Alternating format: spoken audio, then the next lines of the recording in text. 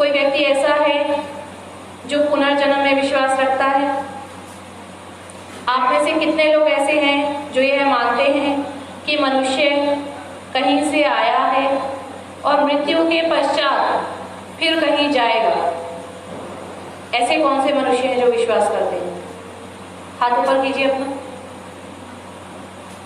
बहुत सारे लोग नहीं हैं, केवल 4-5 को छोड़ करके, मतलब कि सभी लोग विश्वास नहीं करते हैं। और यह सत्य भी है। क्या भगवान बुद्ध ने कभी पुनर्जन्म की बात की है? नहीं, भगवान बुद्ध ने कभी पुनर्जन्म की बात नहीं की। मनुष्य का पुनर्जन्म नहीं होता, पुनर्भव उत्पन्न होता है। जब हम प्रकृति समुत्पाद पढ़ते हैं तो हम पढ़ते हैं तन्हा पचया उपादान पचया भव, भव पचया जाति। भव उत्पन्न होता है और भव में जाति होती है, जन्म होता है। और भव क्यों उत्पन्न होता है, कैसे उत्पन्न होता है? इसके लिए एक साधारण सा उदाहरण लीजिए कि आपके आसपास में जितनी भी भौतिक वस्तुएं आपको दिखाई दे रही हैं, जितनी भी चीजें आपको दिखाई दे रही हैं, वो मरने के बाद, मतलब उनके टूटने के, नष्ट होने के बाद में वो दोबारा से कुछ बनते हैं या नहीं बनते हैं। एक उदाहरण लेते हैं। जिस कुर्सी पर मैं बैठी हूँ लकड़ी की है, कुछ समय के बाद में नष्ट हो जाएगी, टूट जाएगी, लकड़ी खराब हो जाएगी, कीड़े पड़ जाएंगे, कुछ भी होगा। खराब होने के बाद में आप इसे फेंक देंगे या फिर कबाड़ी को बेच देंगे। कबाड़ी वाला क्या करेगा? इसको क्या करेगा? जो कंपनी होती है जहाँ पर चीजें मैन्युफैक्चर होती हैं, मशीनें हैं, वहां लेकर जाएगा। वो इसको फिर से जो है इस पे पॉलिश करके या इसमें जो भी कीटनाशक है वो लगा करके इसको अच्छे से रंग पुताई करके पॉलिश करके इसका कुछ और बना देंगे लकड़ियों को, है ना। या जैसे कि अभी प्लास्टिक है, भद्दे जी प्लास्टिक की चेयर पर बैठे हैं, उसका उदाहरण ले लीजिए कि प्लास्टिक की कुर्सी है, वो टूट जाएगी। टूटने के बाद में क्या होगा? फेंक देंगे, कबाड़ी को दे देंगे, वो जाएगा कंपनी में और उसको इसके पैसे मिल जाएंगे। वो इस प्लास्टिक का क्या करेंगे? इसको पिघलाएंगे, पिघलाने के बाद में इसे दूसरे ढांचे में ले आएंगे, किसी और कोई बक्सा बना देंगे, कुछ भी बना देंगे इसका। तो क्या जो हम देख रहे हैं, जो ये चीज जिस पे मैं बैठी हूँ, इसको हम कुर्सी कहते हैं ना। और कुर्सी सुनते ही हमारे आंखों के आगे उसका दृश्य आ जाता है कि कुर्सी मतलब बैठने का स्थान, ऐसा आ जाता है। तो क्या ये वास्तविक में कुर्सी है? नहीं। कुर्सी तो हमने इसे एक नाम दिया है, इसका एक रूप है जिसपे हम बैठते हैं और इस रूप को हमने नाम दिया है कुर्सी। तो जब ये नष्ट होता है तो क्या नष्ट होता है? इसका रूप नष्ट होता है या इसका नाम नष्ट होता है? केवल नाम नष्ट होता है या रूप नष्ट होता है? रूप नष्ट हो जाता है, नाम रहता है। नाम का मतलब है उसका तत्व रहता है। कुर्सी को जब टूट जाएगी, खराब हो जाएगी, तो आप इसे फेंक देंगे, वो कुर्सी नहीं रहेगी। लेकिन जो उसका तत्व है, चाहे वो प्लास्टिक है, चाहे वो लकड़ी है, वो रहेगी ना। और वो दूसरे उसमें भव में उत्पन्न होगी, वो दूसरा रूप लेकर उत्पन्न होगी। इसी तरह से मनुष्य का शरीर होता है, ये काया भी ऐसी है। जिस काया को हम लोग, बाहरी काया को जिसको हम सुंदर समझते हैं, इसे हमेशा हम लोग सजाने की कोशिश करते हैं।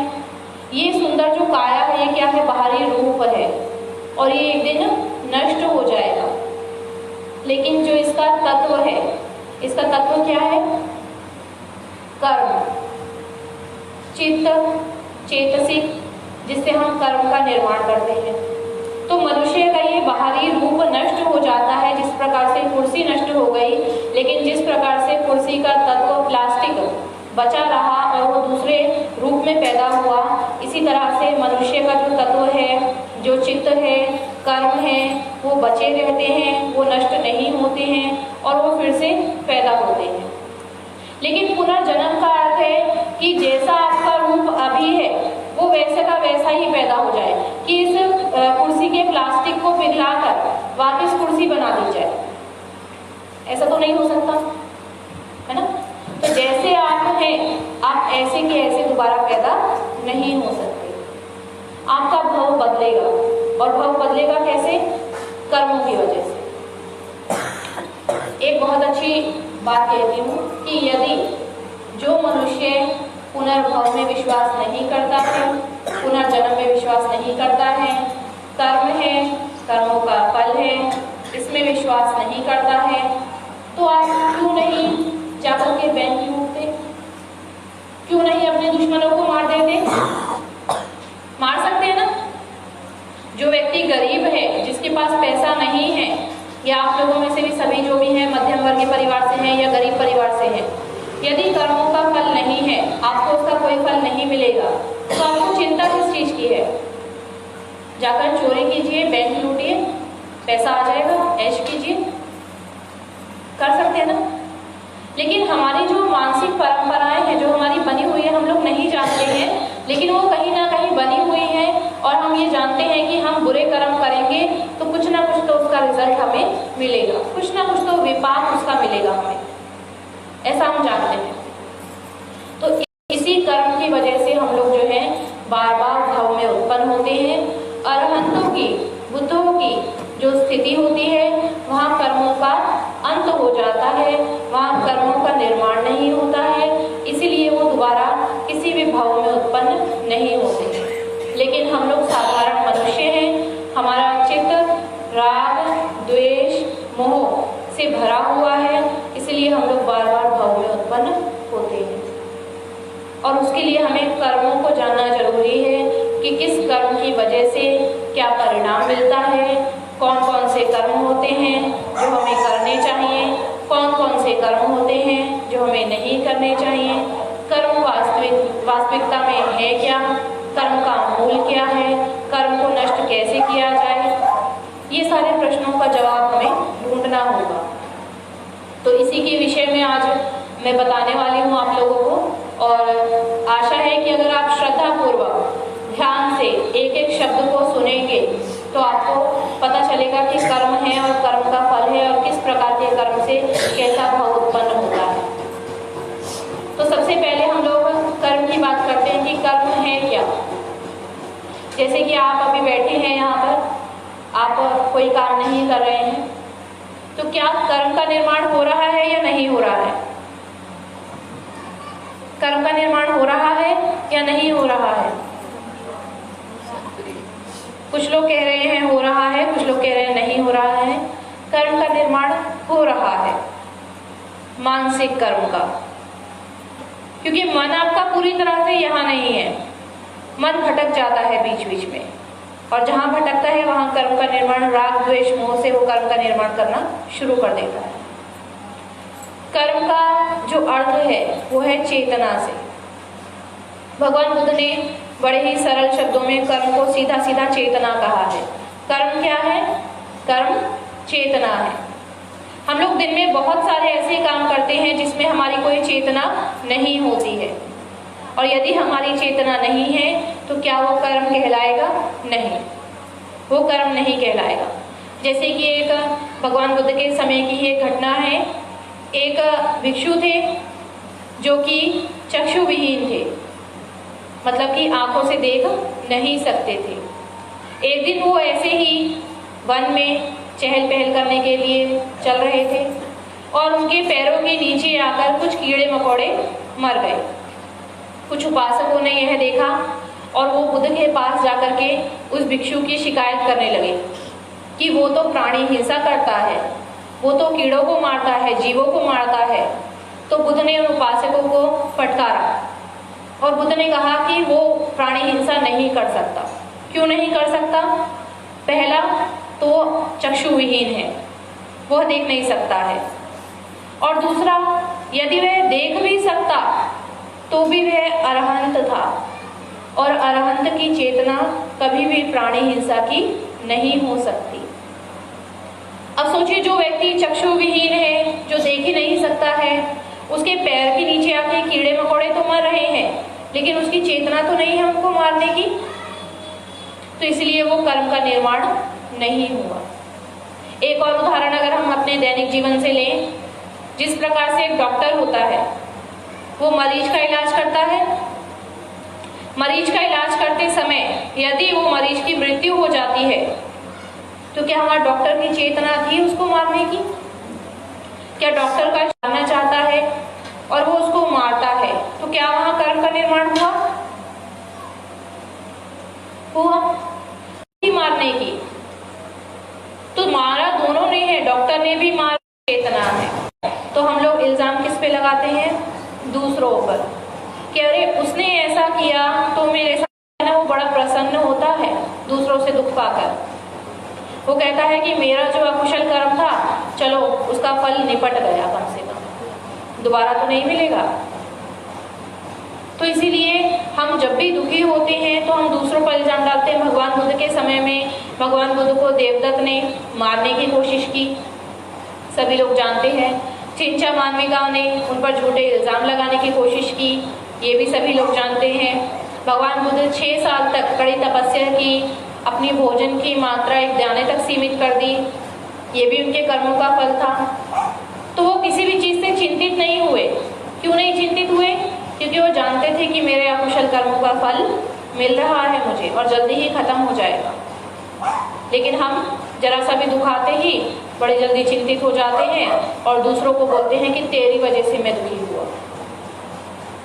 तो किस प्रकार के कर्मों का फल किस प्रकार से मिला? भगवान बुद्ध ने बताया कि जिस प्रकार से उन्होंने दान किया, शीलों का पालन किया, इन सब की वजह से दान, शीलों का पालन, सत्य धर्म, संयम रखना, सभी पर मैत्री करना, प्रिय कारिता करना, ये सारी चीज़ों की वजह से उन्हें क्या मिला? 32 लक्षण मिले। 32 लक्षणों के बारे में आप जानते हैं?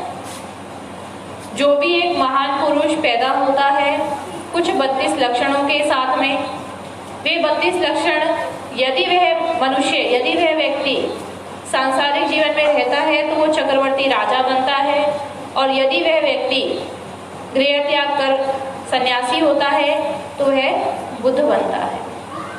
तो गौतम बुद्ध में आप देखेंगे उनकी प्रतिमा, कभी भी आप देखेंगे तो कुछ लक्षण आपको दिखाई देते हैं। किस प्रकार के लक्षण दिखाई देते हैं?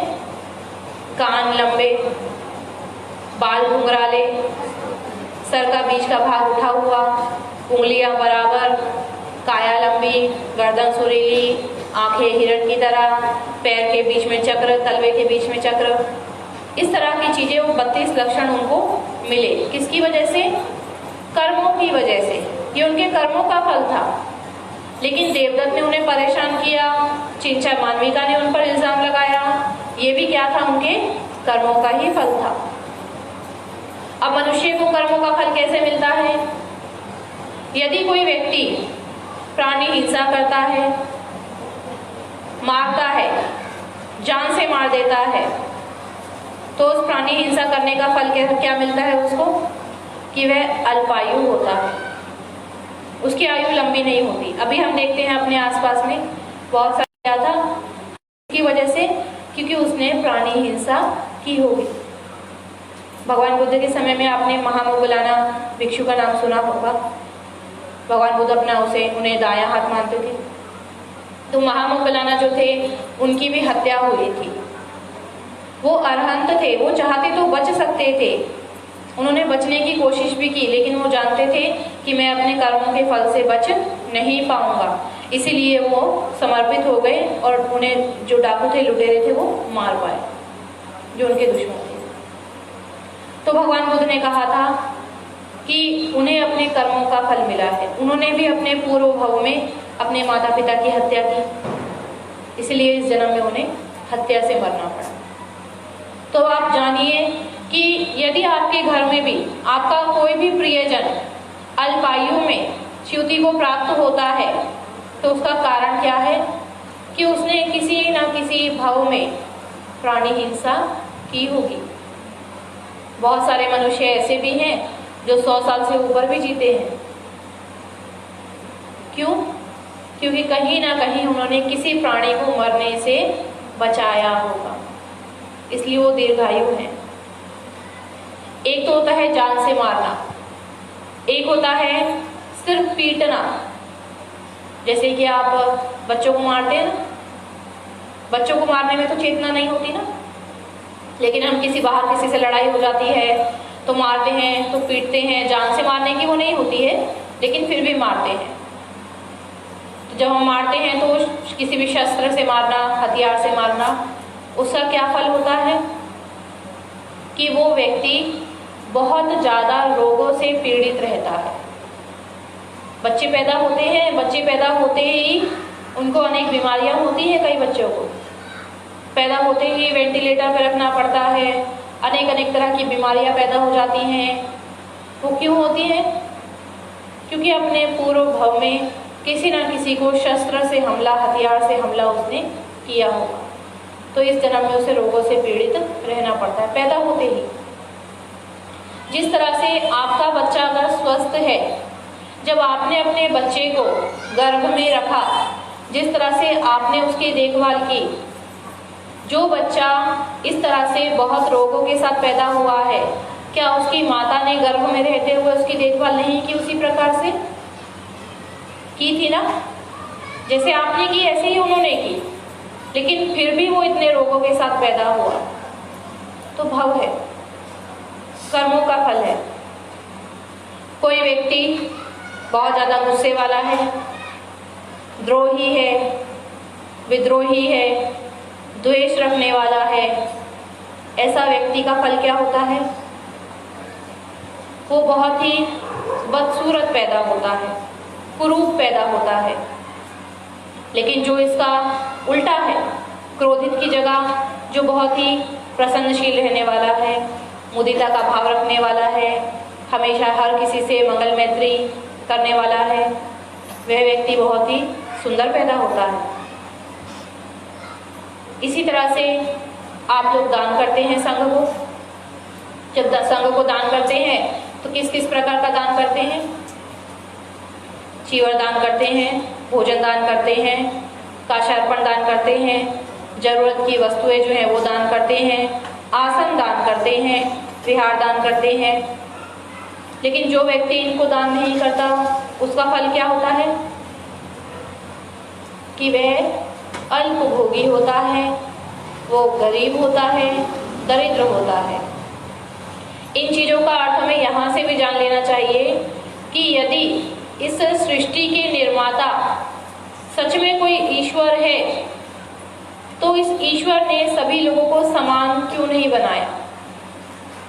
क्यों लोग जो है इतनी विभिन्नताएं हैं? एक ही घर में रहने वाले लोगों में विभिन्नताएं हैं। आपके 2 बच्चे हैं, दोनों बच्चों को आपने एक जैसी परवरिश दी, एक जैसे संस्कार दिए, एक जैसी शिक्षा दी, लेकिन फिर भी दोनों बच्चों में से एक करोड़पति बन जाता है और एक भिखारी भी बन जाता है, एक शराबी बन जाता है, एक बहुत समझदार बन जाता है।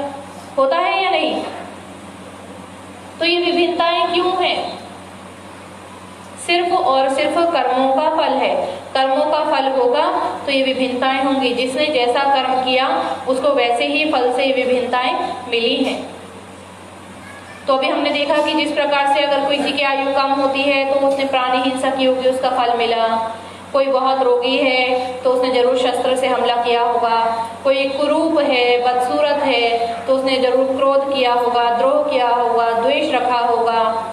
या फिर कोई व्यक्ति गरीब है, दरिद्र है, अल्पभोगी है तो उसने किसी भी प्रकार का दान नहीं किया होगा। इसके अलावा और किस किस प्रकार के कर्म हैं? कोई व्यक्ति अभिमानी है, अहंकारी है, अहंकार की वजह से वो अभिवादनीय इंसान को अभिवादन नहीं करता, सत्कार करने वाले इंसान का सत्कार नहीं करता, पूजनीय इंसान को पूजता नहीं, आसन ग्रहण करने वाले इंसान को आसन नहीं देता।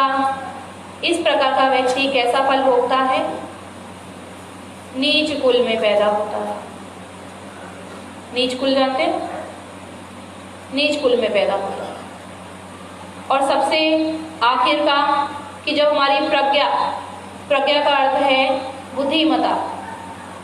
प्रज्ञा हमारी कब बढ़ती है? जब हम लोग जानने की इच्छा रखते हैं।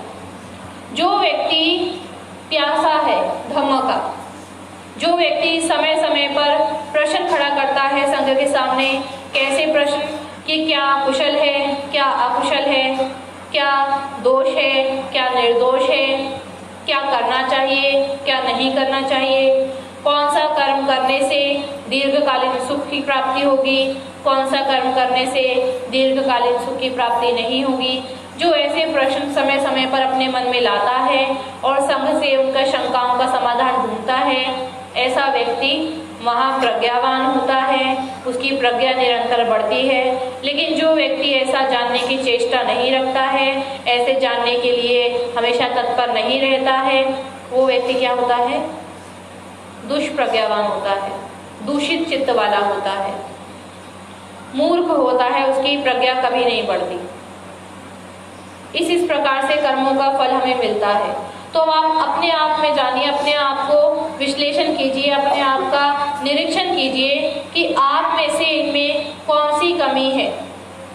अभी तो जो आपको मिल गया वो आपके कर्मों का फल मिल गया, अभी जो आप हैं वो तैयार हैं, वो विपाक है, वो फल है। लेकिन अभी जो आप कर्म कर रहे हैं, क्योंकि कई लोगों के मन में ऐसा बहुत मिसअंडरस्टैंडिंग, मिथ्या दृष्टि रहती है। मिथ्या दृष्टि किस प्रकार की कि अरे अगर कोई व्यक्ति किसी व्यक्ति को मारता है तो उस व्यक्ति को जेल नहीं होनी चाहिए, क्योंकि वो तो जो मरा है उसको तो अपने कर्मों का फल मिल रहा है ना, तो फिर जेल क्यों होगी? नहीं, हम जो तैयार हुए हैं, जब हमने जन्म लिया, जो रूप हमें मिला वो हमारे कर्मों का फल था। जैसा रूप मिला, जैसे हमें वातावरण मिला, जैसे हमें माता पिता मिले, जैसे हमें भाई बहन मिले, रिश्तेदार मिले, मित्र मिले, आसपास का वातावरण मिला, ये कर्मों का फल था। लेकिन फिर इस चित्त से जो हम कर रहे हैं, चाहे हम प्राणी हिंसा, चोरी या अन्य किसी भी प्रकार का कर रहे हैं, तो वो हम अपने नए कर्म का निर्माण कर रहे हैं, वो पुराने कर्म का फल नहीं है। पुराने कर्म का फल ऑलरेडी हमें मिल चुका है, लेकिन अब जो हम चित्त से कर रहे हैं वो क्या है? हमारे नए कर्म है, और उस नए कर्म का फल फिर से हमें भुगतना पड़ेगा। तो यदि आज आप दरिद्र हैं तो आप जान लीजिए कि आपने कौन सा कर्म नहीं किया होगा। यदि आज आप कुरूप हैं तो जान लीजिए कि कौन सा कर्म नहीं किया होगा। यदि आज आप नीच कुलीन हैं तो जान लीजिए, यदि आप प्रज्ञावान नहीं हैं तो जान लीजिए। इसके अलावा बुद्ध ने ऐसे कर्म बताए हैं जो कि बहुत ही गरु कर्म है। गरु मतलब भारी, अनंतरीय कर्म बोला जाता है उसको। अनंतरीय कर्म मतलब जिसका फल एक भव में नहीं, ना जाने कितने भवों में भुगतना पड़ता है। और वो कर्म कौन से हैं? उसमें सबसे पहला आता है मातुघात, माता की हत्या करना। दूसरा है पितुघात, पिता की हत्या करना। पिता की हत्या किसने की थी? बुद्ध काल में राजा अजातशत्रु ने अपने पिता राजा बिंबिसार की हत्या की, और राजा प्रसेनजित के पुत्र ने भी उनकी हत्या की थी। वो प्रत्यक्ष नहीं थी, अप्रत्यक्ष थी। उनकी मृत्यु अपने आप हुई, लेकिन उन्हें इस तरह से प्रताड़ित किया गया था कि उनकी मृत्यु हो गई। तो पहला मातुघात, दूसरा पितुघात, माता की हत्या, पिता की हत्या। तीसरा अरहंत घात, अरहंतों की हत्या, मोगलाना की हत्या हुई।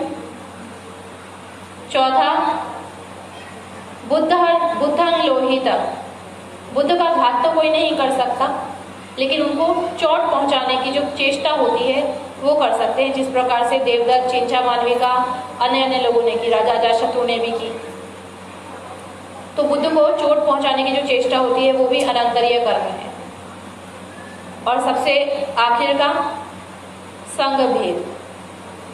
यदि कोई व्यक्ति संघ में भेद करता है, संघ में लड़ाई विवाद उत्पन्न करने की स्थिति को पैदा करता है, तो वो भी अनंतरीय कर्म है, भारी कर्म है, जिसका फल ना जाने कितने कितने भाव में भुगतना पड़ता है। कुछ कर्म ऐसे होते हैं जिनका परिणाम, जिनका विपाक हमें इसी जन्म में मिल जाता है।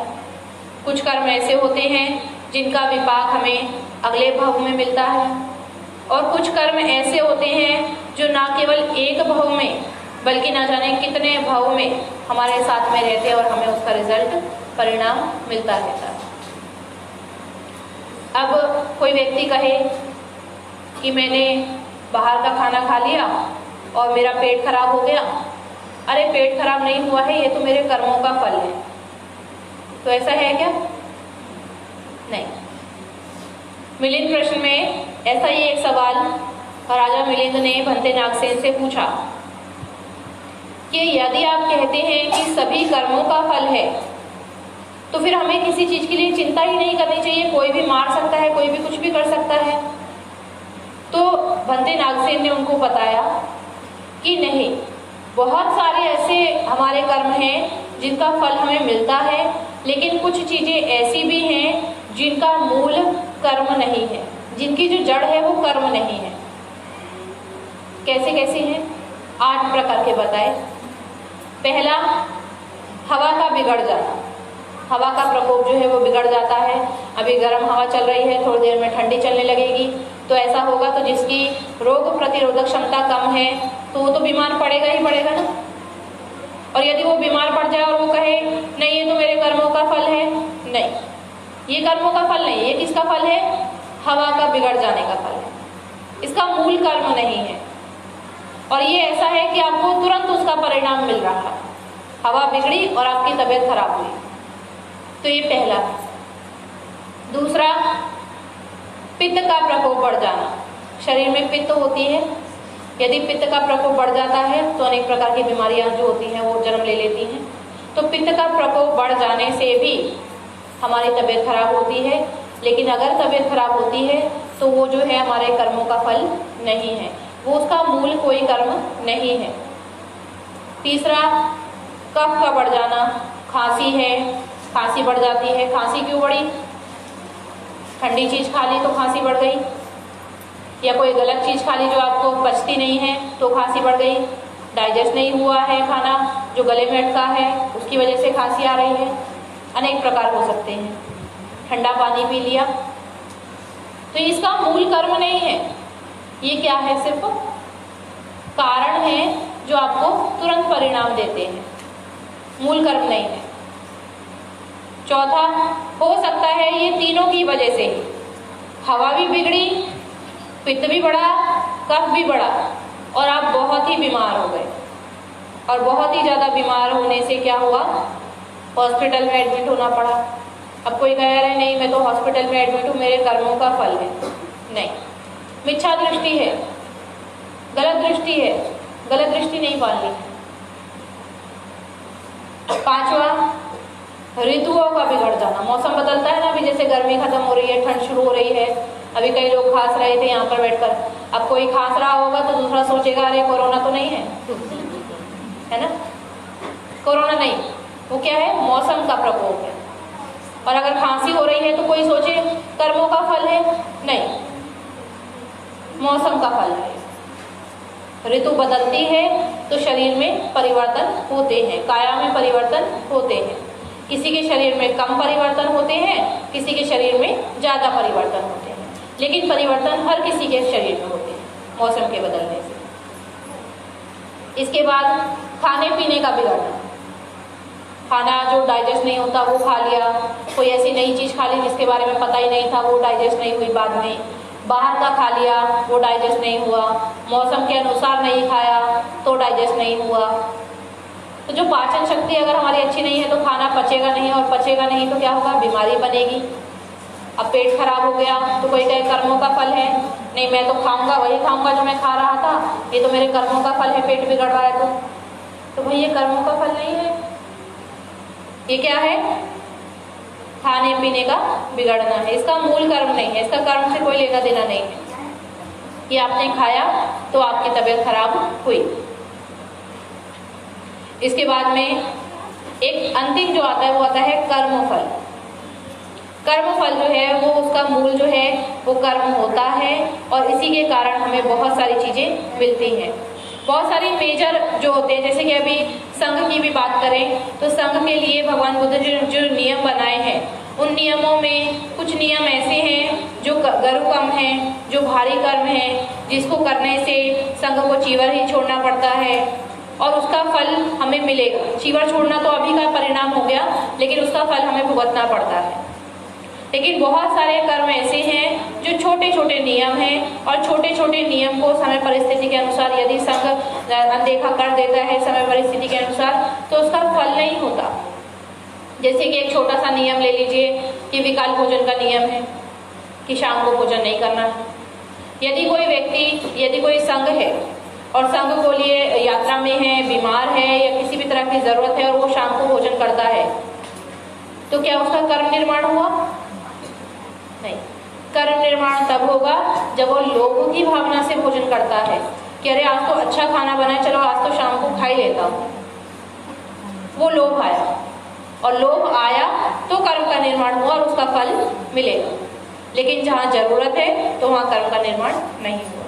लेकिन जैसे गरु कम है, प्राणी हिंसा करना, प्राणी हिंसा की चाहे किसी भी उससे की, लेकिन प्राणी हिंसा हुई ना तो उसका फल मिलेगा।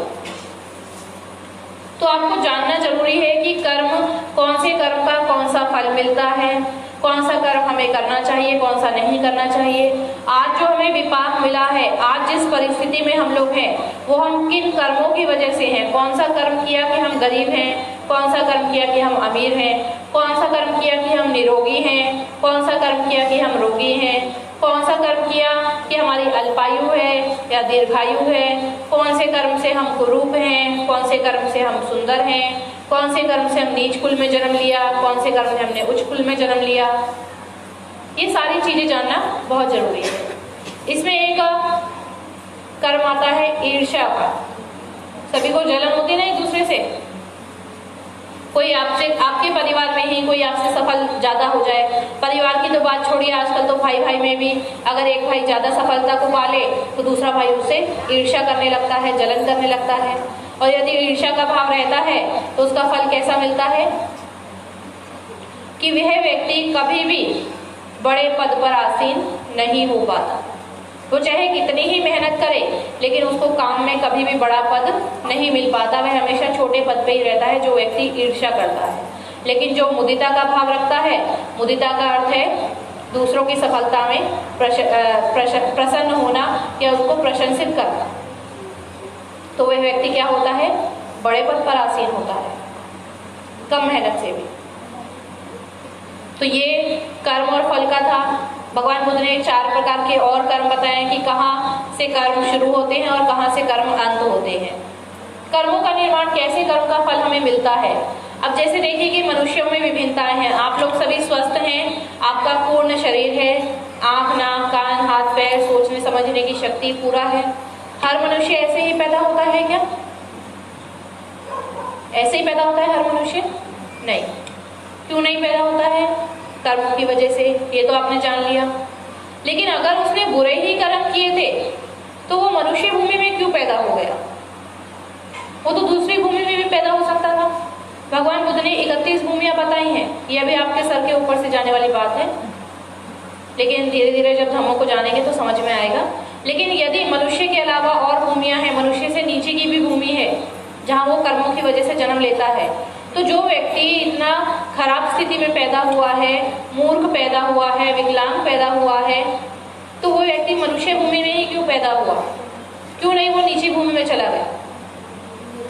उसका कारण है उसका च्युति चित्त। च्युति चित्त मतलब मृत्यु के समय का चित्त। कोई व्यक्ति पूरे जीवन भर अकुशल कर्म करता है, चोरी, प्राणी हिंसा, व्याभिचार, झूठ, नशे का सेवन, सब चीजें करता है, लेकिन अपने मरने के समय, मृत्यु के समय वे बड़े शांत चित्त से मरता है, कुशल चित्त से मरता है। उसके परिवार वाले संघ को आमंत्रित करते हैं, संघ वहाँ बुद्ध वचन का पठन करते हैं, और मृत्यु प्राप्त कर रहे व्यक्ति जो है वो बुद्ध वचन को सुनते सुनते शांत चित्त से मृत्यु को प्राप्त करता है।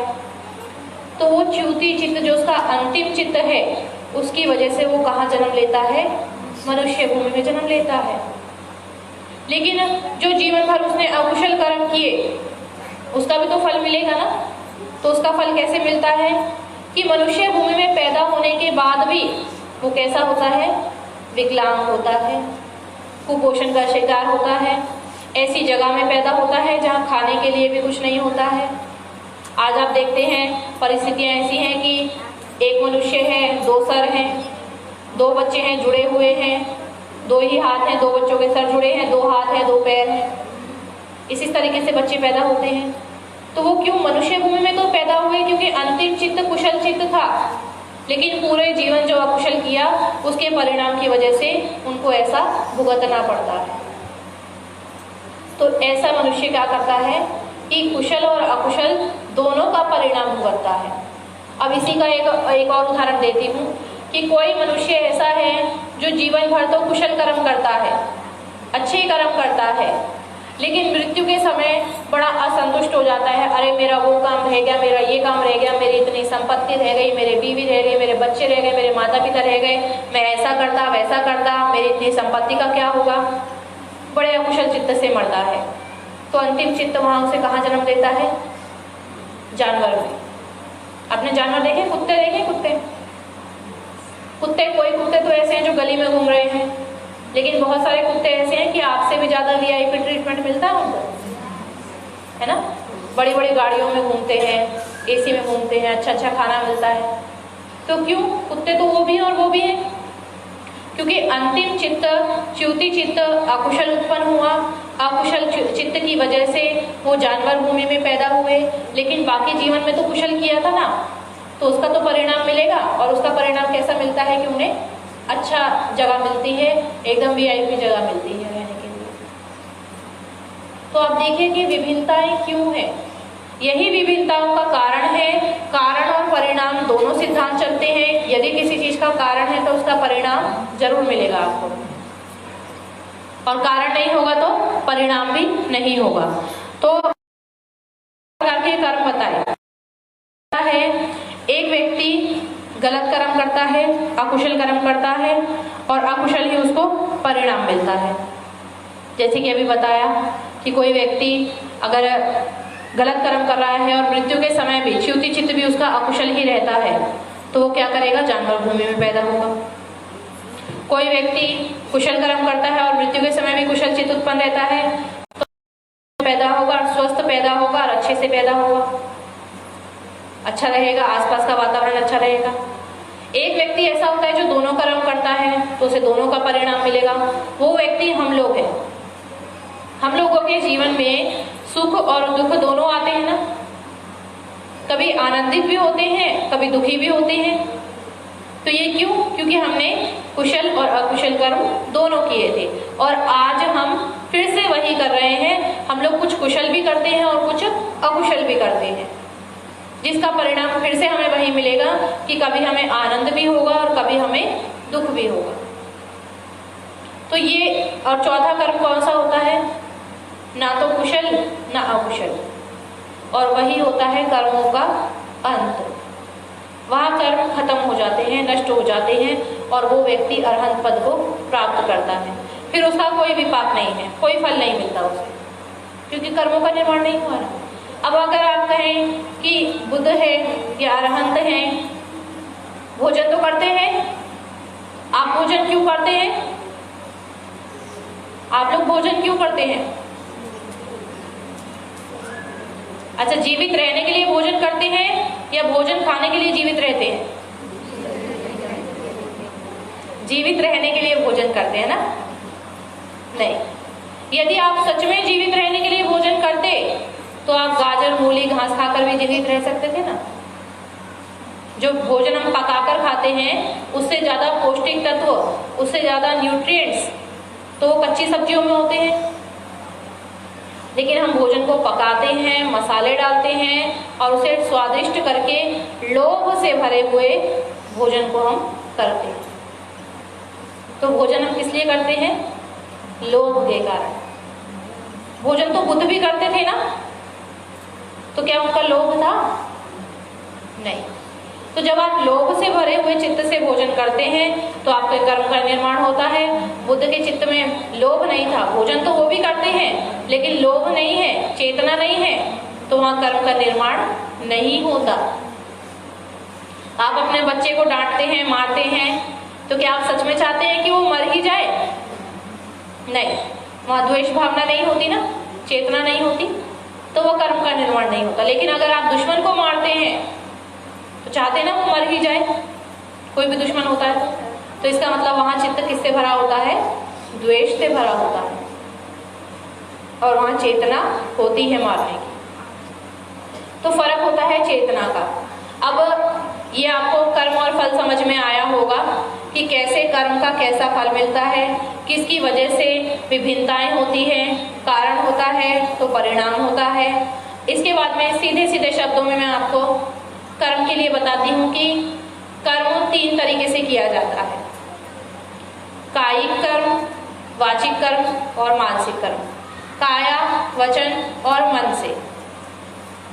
काया से कौन कौन से कर्मों पर नियंत्रण रखना है आपको? काया से कौन कौन से कर्म करते हैं? काया के 3 कर्म हैं, केवल 3 कर्म। कौन कौन से? पानातिपाता, प्राणी हिंसा करना, अधिनादाना, चोरी करना, और कामेषु मिच्छाचारा, व्याभिचार करना। तो पानातिपाता में कौन सा चित्त काम करता है? कौन सा चित्त काम करता है? चलिए आपको ऑप्शन देती हूँ, राग, द्वेष या मोह। राग, द्वेष। हम किसी के प्राणी हिंसा करते हैं, किसी को मारते हैं तो द्वेष भरा होता है ना, तभी मारते हैं। दूसरा जो काया का कर्म है, अधिनादाना, चोरी करना, तो वहां कौन सा होता है? लोभ। लेकिन मैंने तो लोभ रखा ही नहीं था ना ऑप्शन में, राग द्वेष मोह था। मोह नहीं, राग।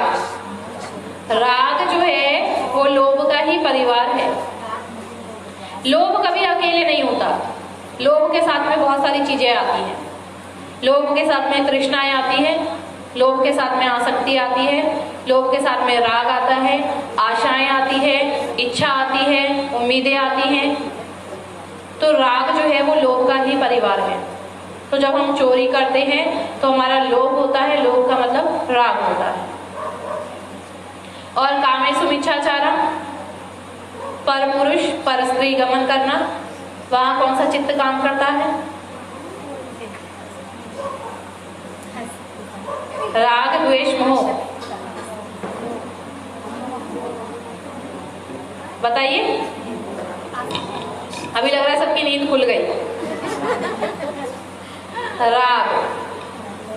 आज हम मोह किसको कहते हैं? अरे परिवार का मोह, बच्चों का मोह। वो मोह नहीं है, वो राग है। अंतर समझिए, राग और मोह में अंतर है। राग है वो हम के अपने परिवार से लगा के रखते हैं, जो भी चीजें हमें आसक्ति है जिस भी चीज से, वो राग है। मोह क्या होता है? मोह का भगवान बुद्ध ने मोह का अर्थ है मूढ़ता, मूर्खता। और मूर्खता कब आती है? जब विचिकित्सा, शंकाएं पैदा होती हैं, या फिर उद्धच्च, बेचैनी पैदा होती है। चित्त में जो उत्तेजना रहती है ना हमेशा, वैसा ऐसा ऐसा वैसा, ये मोह है, मूर्खता है। और दूसरी चीज क्या है? शंकाएं। जब तक चित्त में शंकाएं रहेंगी तो हम मोह में रहेंगे।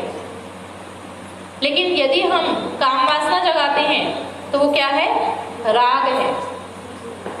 तो ये काया के 3 कर्म हैं, प्राणी हिंसा, चोरी और व्याभिचार, जिसमें हमारा क्या है? द्वेष, राग, राग। और यदि हमें इससे विरत रहना है तो विरत रहने के लिए हमें क्या करना होगा? क्या करना होगा? चित्त को नियंत्रित करना होगा। ये तो खुद ही शील है ना, ये तो खुद ही शील है। शीलों का पालन कैसे करेंगे? ये तो खुद ही शील है। तो शीलों का पालन कैसे करेंगे? चित्त को नियंत्रित करके, स्थिर करके। चित्त को नियंत्रित कैसे करें हम? ध्यान करके। क्या ध्यान एकमात्र साधन है? नहीं, धम्म का अध्ययन भी करना होगा। धम्म का अध्ययन कीजिए, ध्यान कीजिए, तभी चित्त नियंत्रित होगा। चित्त नियंत्रित होगा तो ना द्वेष आएगा, ना राग आएगा, ना मोह आएगा। तो ये तो हो गए काया के 3 कर्म। अब ये आपके ऊपर निर्भर करता है कि यदि आप प्राणी हिंसा करेंगे तो आप अल्पायु होंगे, चोरी करेंगे तो दरिद्र होंगे, और कामेषु मिच्छाचारा करेंगे तो क्या होगा? नापुंसक होंगे। सारे मनुष्य हैं, क्यों? क्योंकि कर्मों का फल भुगत रहे हैं, और कुछ नहीं, कर्मों का फल भुगत रहे हैं। कि तो ये हो गए काया के 3 कर्म। अब वचन की बात करते हैं, क्योंकि जो भी लड़ाइयाँ शुरू होती है ना, वो कहाँ से शुरू होती है? वचन से। जब पति पत्नी में लड़ाई होती है, या घर में माता पिता में लड़ाई होती है, बच्चों में लड़ाई होती है, तो पहले वचन से ही शुरू होती है ना। गाली गलौज करना, उल्टा सीधा बोलना, एक दूसरे की इंसल्ट करना, और फिर जब वो बढ़ जाती है तो फिर वो काया पे उतर आती है। तो पहले वचन पर भी नियंत्रण करना बहुत जरूरी है। तो वचन के कौन कौन से कर्म हैं? वचन के 4 कर्म हैं। पहला आप सभी जानते हैं, मूसावादा, झूठ बोलना। जो व्यक्ति झूठ बोलता है उसका परिणाम पता है क्या होता है? उसका क्या फल मिलता है? कि उसकी जो श्वास होती है, उसकी जो सांस होती है, वो बदबूदार होती है। आपने देखा है बहुत सारे लोग होते हैं जिनकी सांस में से हमेशा बदबू आती है, वो बोलते भी है तो उनके मुंह में से हमेशा बदबू आती है, क्योंकि वह व्यक्ति बहुत ज़्यादा झूठ बोलता रहा होगा, तो उसका फल मिलता है उसको। फिर वो चाहे कितना ही माउथ फ्रेशनर खा ले। तो इसीलिए जब बदबू मुंह से आती है, बदबू सांस से आती है, तो इसका मतलब है झूठ बोलता रहा होगा। इसके बाद में दूसरा है पिसुन्न वाचा। ये वचन के कर्म की बात हो रही है अभी। पहला है मूसावादा, झूठ बोलना। दूसरा है पिसुन्न वाचा। पिसुन्न वाचा का अर्थ होता है चुगली करना या फिर बुराई करना। बहुत सारे करते होंगे ना महिलाएं, मजा ही उसमें आता है। चुगलियां ना करे तो खाना डाइजेस्ट नहीं होता ना, लेकिन उसका फल भी जान लीजिए, फिर अच्छे से चुगलियां कीजिएगा। पहले फल जान लीजिए। यदि चुगलियां करेंगे तो आप विश्वसनीय नहीं रहते। लोग हमेशा आपको नापसंद करते हैं। नापसंद मतलब आप कहीं भी जाएंगे तो वहां घृणा के पात्र बनते हैं, नफरत के पात्र बनते हैं। कभी कभी आपके साथ ऐसा होता है कि आपने किसी नए मनुष्य को देखा और उसको देखते ही मन में ऐसा हुआ, अरे ऐसा लग रहा है मेरा दुश्मन सा है, बात करने की इच्छा नहीं होती। बहुत बार होता है, मुझे लगता है सभी के साथ में होता है। किसी का चेहरा देखकर ही हमें ऐसा लगता है पसंद नहीं आता है। अगर जिसके साथ नहीं होता, जो गर्दन हिला रहे हैं ना ऐसे ऐसे, तो इसका मतलब उन्होंने चुगली नहीं की होगी जरूर कभी भी। जो चुगली करता है उसके साथ में ऐसा होता है। तो उसके साथ में क्या होता है कि वो लोगों के बीच में जाता है तो अपना पहला ही प्रभाव ऐसा होता है उसका कि वो किसी के लिए भी पसंदकारी का नहीं बनता है, किसी की पसंद नहीं बनता है। तो इसलिए चुगली और बुराई करना ये वचन का दूसरा कर्म है, और इससे क्या होता है, आपसी झगड़े भी बनते हैं। झगड़े बढ़ते हैं कि नहीं बढ़ते? तो झगड़े भी बढ़ते हैं। तो अगर कोई कुरूप दिखता है तो जो व्यक्ति कड़े शब्द बोलता हो या गाली देता हो, इसका मतलब वो गुस्से में है, और गुस्से में है तो वैसे ही कुरूप दिख रहा है, और जैसा कुरूप वो दिख रहा है वो वैसा ही कुरूप बनेगा, उसका फल भी उसे वैसा ही मिलेगा। और वचन का आखिरी कर्म जिससे हम बच नहीं सकते, संपफलावा, व्यर्थ की, अज्ञानता की, इधर उधर की बातें करना। अरे आज बहुत गर्मी है, आज बहुत गर्मी है, आज बहुत गर्मी है। जो भी मिले, अरे आज तो बहुत गर्मी है। फोन आया, अरे हाँ यहाँ तो बहुत गर्मी है। क्या होगा? कोई रिजल्ट नहीं मिलेगा ना बोलने से, लेकिन फिर भी बोलते जा रहे हैं। अज्ञानता से भरी बातें, व्यर्थ की बातें, बेकार की बातें। और ऐसी जो व्यक्ति किसी भी प्रकार की अज्ञानता, ये एक उदाहरण दिया है सिर्फ मैंने, ऐसी बहुत सी बातें हैं जो आप लोग करते हैं। महिलाओं की बातें क्या होती हैं कि अरे आज मैंने खाने में ऐसा बनाया, वैसा बनाया, आज नमक कम हो गया, आज पानी ज्यादा हो गया, आज लेट उठी, आज ये हो गया, आज उसकी सास ने लड़ाई की, आज उसकी बहू ने लड़ाई की। और पुरुषों को बड़ा मजा आता है जब महिलाओं की ऐसी बातें होती हैं। तो पुरुषों की बातें कम नहीं होती हैं, उनके पास राजनीति की चर्चा बहुत होती है। अरे उसने ऐसा कर दिया, वैसा कर दिया, है ना। तो ये जो बेकार की बातें होती है, इसका फल पता है क्या मिलता है? शरीर के अंगों का अपने स्थान पर ना होना इसका फल है। जिस भी व्यक्ति का शरीर के, जैसे कईयों का हृदय होता है ना, हृदय होता है ना कईयों का, अपने स्थान पर नहीं होता है।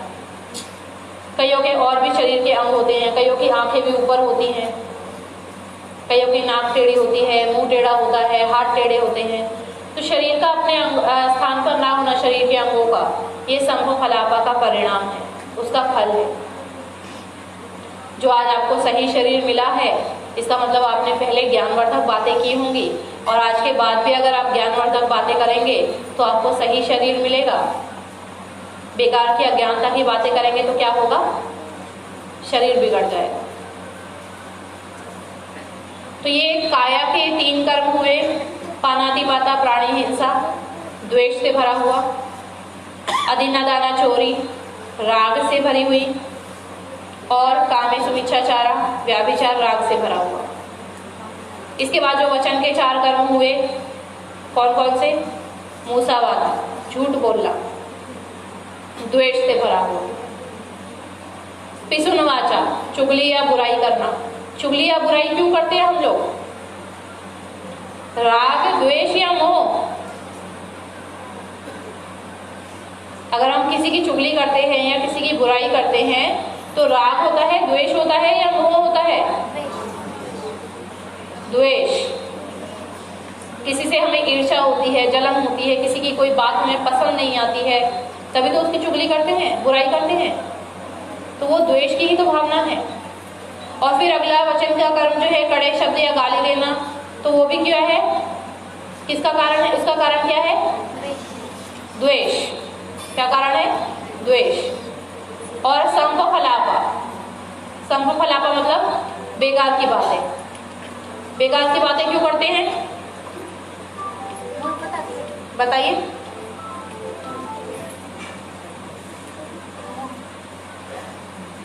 बेकार की बातें क्यों करते हैं? सीधा सीधा कारण है, ज्ञान ही नहीं है तो अज्ञानता की बातें करेंगे ना, है कि नहीं? अगर ज्ञान होगा तो ज्ञान की बातें करेंगे, ज्ञान नहीं है तो अज्ञानता की बातें करेंगे। और अज्ञानता क्या है? अविद्या। प्रत्यय समुत्पाद का पहला हम पढ़ते हैं ना, अविद्या। अविद्या मतलब अज्ञानता। और अज्ञानता क्यों पैदा होती है? मोह के कारण। जहां मोह होती है वहां अज्ञानता होती है, और अज्ञानता जो है वो क्या है? संभफलापा बन जाती है, बेकार की बातें बन जाती है। तो काया के 3 कर्म, वचन के 4 कर्म, और फिर मन के 3 कर्म। मन के 3 कर्म कौन से? लोभ, द्वेष, मोह। तो काया और वचन जो है, इनको काम करने के लिए किसकी जरूरत है? मन की जरूरत है। विचारों की उत्पत्ति, कर्म की उत्पत्ति कहाँ होती है? मन में होती है। तो यदि आप इस समय में कोई काम नहीं कर रहे हैं, आप बैठे हैं केवल, लेकिन आपका मन काम कर रहा है, उसमें लोभ, द्वेष, मोह से बड़े विकार पैदा हो रहे हैं, तो मन के कर्मों पर नियंत्रित करना बहुत जरूरी है। मन के कर्म नियंत्रित होंगे तो आप देखेंगे कि आपका काया और वचन अपने आप ही नियंत्रित होता जाएगा, और अपने आप नियंत्रित होगा तो कर्म अच्छे बनेंगे, और अच्छे कर्म बनेंगे तो अच्छा फल मिलेगा। आप सुंदर पैदा होंगे, दीर्घायु होंगे, आप निरोगी होंगे, इस तरह के परिणाम आपको मिलेंगे। तो अच्छे कर्म कीजिए, कर्मों के फल को जानिए, समय के महत्व को भी जानिए, और अच्छे कर्म करते हुए इस विहार की देखरेख कीजिए। यहाँ अय्या जी हैं आपके पास में, उनकी देखरेख कीजिए। समय समय पर धम्म श्रवण कीजिए। धम्म श्रवण करेंगे तो ही आप चित्त को नियंत्रित करना सीख पाएंगे। क्योंकि यदि आप आज यहाँ 1 घंटा ना बैठे होते तो ये 1 घंटा आप क्या कर रहे होते? अकुशल कर रहे होते। कोई किसी से लड़ रहा होता, कोई बात कर रहा होता, कोई टीवी देख रहा होता, कोई फोन चला रहा होता, कोई कुछ कर रहा होता, कोई कुछ कर रहा होता, है कि नहीं? तो 1 घंटे का सदुपयोग हुआ ना, इसका मतलब आपने यहाँ पर कुछ कुशल अर्जित किया। इसलिए समय समय पर धम्म का श्रवण जरूर कीजिए। सभी का मंगल हो। साधु साधु साधु।